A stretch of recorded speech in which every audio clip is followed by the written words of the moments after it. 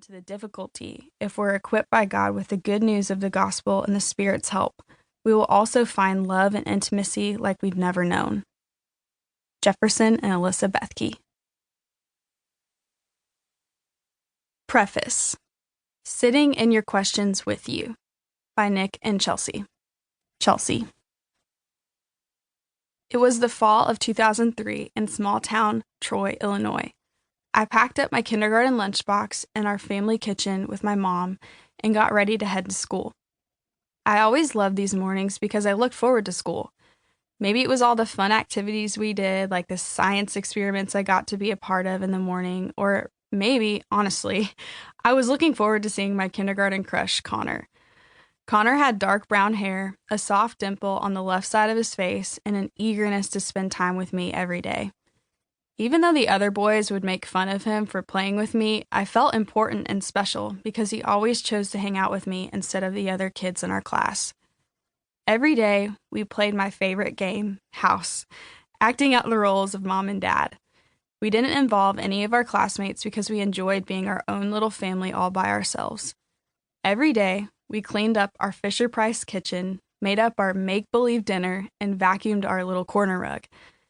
At the end of this afternoon routine, we kissed each other on the cheek before we went to our make-believe jobs.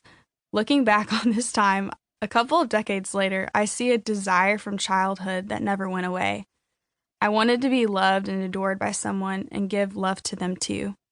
My pretend kindergarten boyfriend and I both wanted to carry on what we saw as an example in our parents' marriages. We looked up to our parents in many ways because they taught us what love looks like. They showed us how to communicate, give affection and affirmation, and treat each other with respect. Growing up in a small town, I quickly got to know the few boys who were a part of my school and community. Most of them were from farming families and liked to make fun of us girls as a form of flirting. I never understood why they considered that flirting, but boys will be boys, right? In middle school, my girlfriends and I owned the pink Razr smartphones, or the phones that slid to text. We felt so cool because in our little world, we were enamored with silly bands, electric scooters, and weekends spent at the skating rink. At sleepovers with my girlfriends, we'd get on Facebook Messenger and send a bunch of messages to boys from nearby towns using pre-emoji day faces. And boy, were you flirting if you threw in a face like that. Today, it seems so hard to really get to know another person with barriers that social media and countless online distractions put in our lives. We've progressed so quickly from pink Razr phones to advanced computers in our pockets. We were created for rich and deep community, and the overstimulation of constant online connection with everyone can cause issues in relationships if we aren't careful. Very often in my dating journey, I asked myself some serious questions. I grew tired of dating for fun and wanted my next relationship to be with the man I would marry. In my previous relationships, I found myself going back and forth in my head with a lot of questions.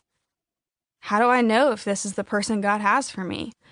We come from really different backgrounds. Can we still make it work? How do we build a strong relationship in God that will last even when we struggle? What does it take to stay committed? I'm bringing some baggage into this relationship. How do I talk with my boyfriend about it and keep it from damaging our relationship? My boyfriend seems to be struggling to commit.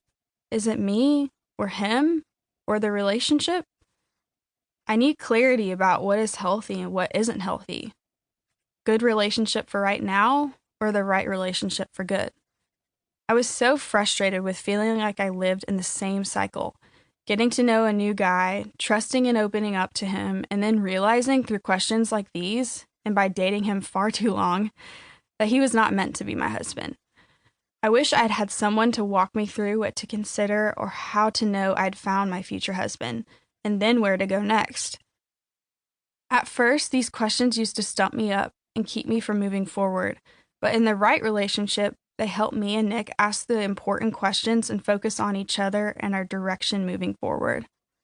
More than anything else, before I got married, I recall desiring that the relationships I was in would be the one, and I wanted each next relationship to be the last time I had to think about opening up my heart again, getting to know someone, and taking the risk of trusting another person deeply.